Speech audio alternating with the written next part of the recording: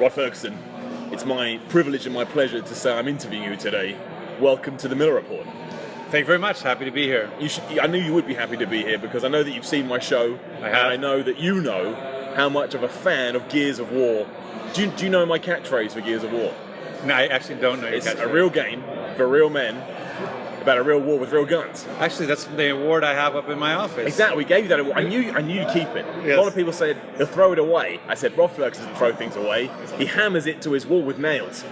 With my bare hands. I knew it. You've got the beard today as well. Exactly. You're a real man. Now, is there any chance you would take that saying and work it into the video game? Because I think it sums up your game perfectly. And for the record, a real man isn't someone with male genitalia.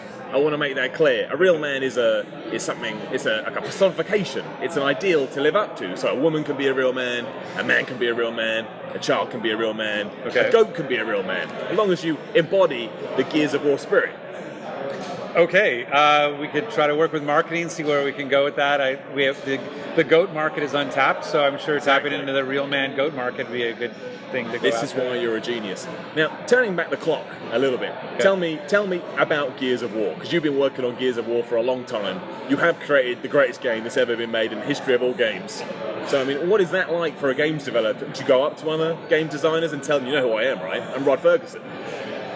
Totally, all the time. Yeah, that's my reputation. I'm just exactly like that. I thought you would be. Yeah. Well, I mean, how could you not? Exactly. You create Gears of War. Like, exactly. There is. You've been working on it for what, I'd say, 15 years of your life?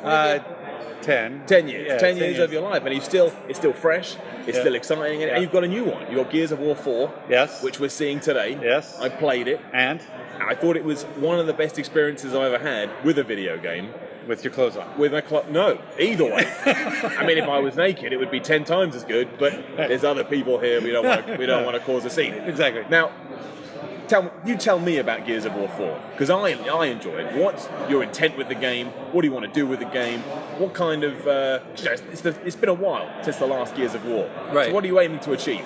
We're trying to kind of bring Gears back in a real meaningful way. Like, we're trying to be true and honest to Gears. What made Gears Gears? The reason you love it so much, we want to have in Gears of War 4. So, I mean, today you're getting to play the new modes like Dodgeball and get to see that and experience that as we're trying to get the beta out there for the community to tell us what they think of the game. But yeah, I mean, for us, it's the next generation of Gears, right? It's Marcus's son and Kate and Del going after a new threat on Sarah and trying to really live up to the Coalition's ownership of what is Gears of War moving forward.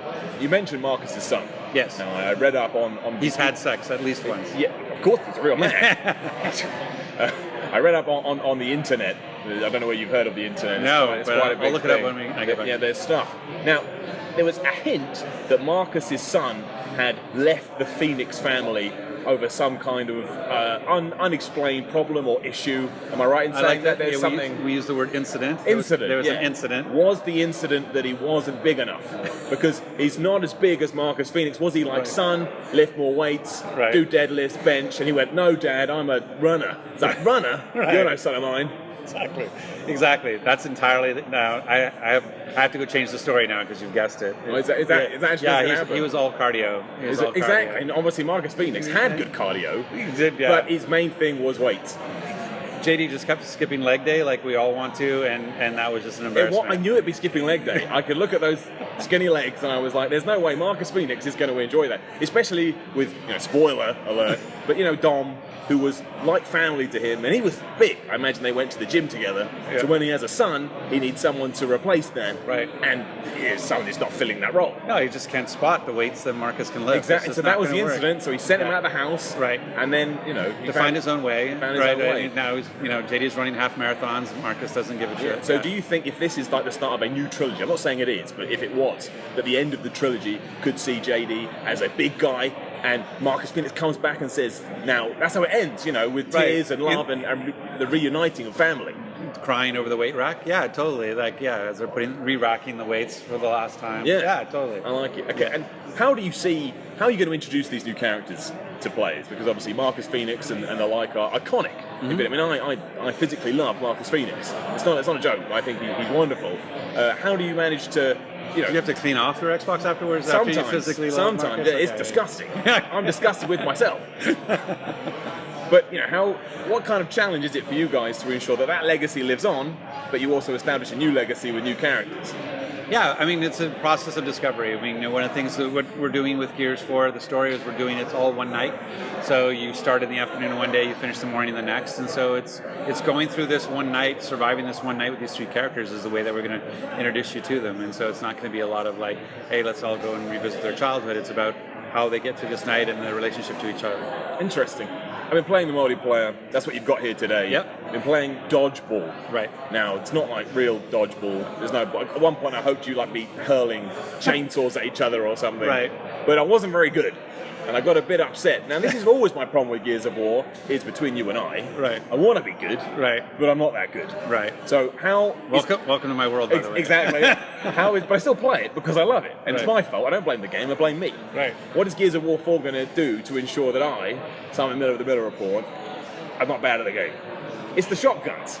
Right. I love it when I get a shotgun kill. I Right. stand up and cheer. Right. But when someone gets me, I think about smashing the television in with my face. Right.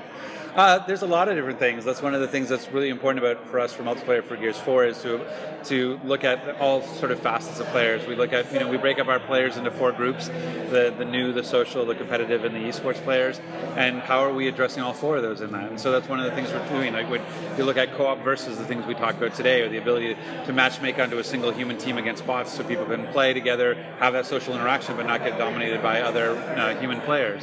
And then there's just sort of the balancing stuff that we're doing around the way that we're balancing active reload and the way that we're balancing shotgun play and we're balancing movement, and those sorts of things are ways that maybe won't necessarily make you out of the gate a better player, but allows for that balance around to make everybody more competitive. Symmetrical maps is another example, and then we're just going to support it with, like, even now for the beta, we're actively building tips and tricks videos and ways to sort of educate players on how to play.